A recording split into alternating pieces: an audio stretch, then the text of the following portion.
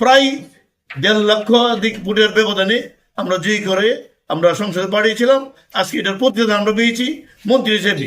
এই মন্ত্রী পাওয়ার পর মিনিস্ট্রিতে একজন মন্ত্রী এবং এমপির যে ভূমিকা থাকে, আমাদের দৃঢ় বিশ্বাস আছে বৈরববাসীর আকাঙ্ক্ষা, সমস্ত আকাঙ্ক্ষা আমরা অবশ্যই পূরণ করব এবং পূরণের মাধ্যমে বৈরববাসীর জীবন মান সহ বৈরবের সার্বিক যত সমস্যা আছে এই সমস্যাগুলি আমরা অন্তত অপরিকল্পিতভাবে না, পরিকল্পিতভাবে আমরা একটি সমস্যা চিহ্নিত করে আমরা শেষ করব।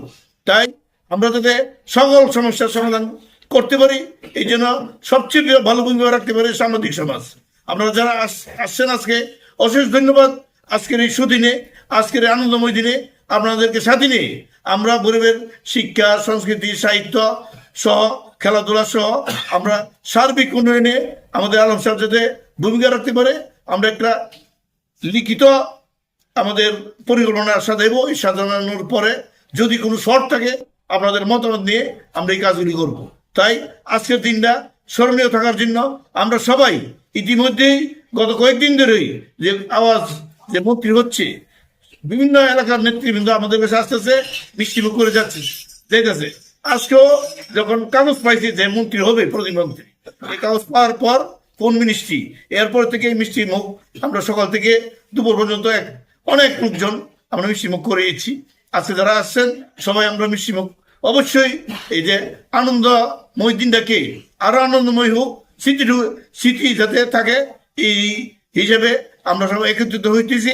আমরা সকল দলমত, সকল লোককে নিয়ে আমরা কাজ করতে চাই এবং গরিবে কোনো পূর্বে এককালে ছিল যে কোনো রাজনৈতিক সহিংসতা নাই, রাজনৈতিকভাবে কোনো ঘটনা নাই, কোনো কিলিংও নাই।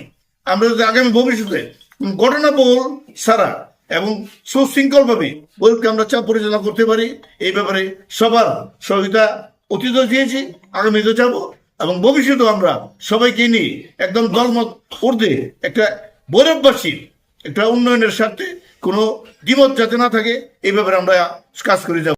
শরীফুল আলম সাহেব ভৈরব কুলিয়ারচর আসন থেকে বিপুল ভোটের ব্যবধানে জয়ী হয়েছে। আমাদের প্রত্যাশা ছিল এই আসন থেকে শরীফুল আলম সাহেব এমপি হওয়ার পর জনাব তারেক রহমান তাকে মন্ত্রী দিয়ে আমাদের খুশি করবেন। আমাদের সেই প্রত্যাশা আজকে তারেক জিয়া পূরণ করেছে। ভৈরব কুলিয়ারচরের প্রতিটা ঘরে ঘরে আজকে আনন্দের বন্যা বইছে।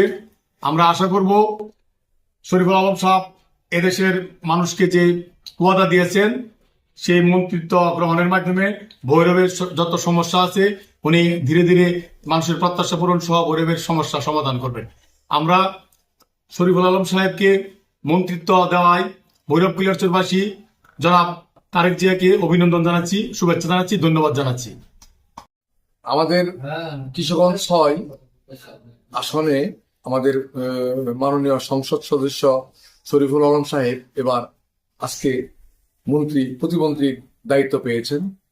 উনি গণমানুষের নেতা এবং ভৈরববাসী এবং কুলিয়ারচরবাসীর দীর্ঘদিনের প্রত্যাশা ছিল উনি একজন সংসদ সদস্য হবেন এবং এবার উনি সুষ্ঠু নির্বাচন হওয়ায় জনগণের ভোটের মাধ্যমে উনি এবার নির্বাচিত হয়েছেন এবং নির্বাচিত হওয়ার পর থেকেই আমরা ভৈরববাসী বা আমরা যারা গণমাধ্যম কর্মী সবার প্রত্যাশা ছিল উনি এবার মন্ত্রী হবেন। কারণ এই শরীফুল আলম বিগত 15টি বছর বিগত সরকার আমলে অনেক নির্যাতিত ছিল, জেল জুলুম অত্যাচার সহ্য করেছেন এবং উনি ওনার দলের নেতা কর্মীদেরকে অনেক সেবা দিয়ে গেছেন এবং মানুষের সেবা দিয়ে গেছেন। উনি সবসময় বলতো যে আমি যদি কোনোদিন সুযোগ পাই, এমপি হই, মন্ত্রী হই, তাহলে আমি এলাকার উন্নয়ন করতে আমার সহজ হবে। এই আর মানুষের যে প্রত্যাশা ছিল সেই প্রত্যাশাটা আমার মনে হয় এই তারেক রহমান যিনি বিএনপির চেয়ারম্যান এবং প্রধানমন্ত্রী হয়েছেন সেই প্রত্যাশাটা পূরণ করেছেন এবং ভৈরববাসী এবং আমরা খুবই খুশি হয়েছি।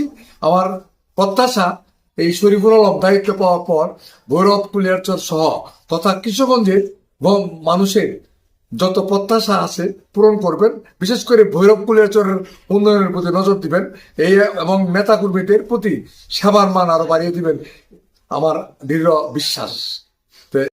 আসলে আজকে আমরা অনেক খুশি, অনেক আনন্দিত, অনেক উৎফুল্ল।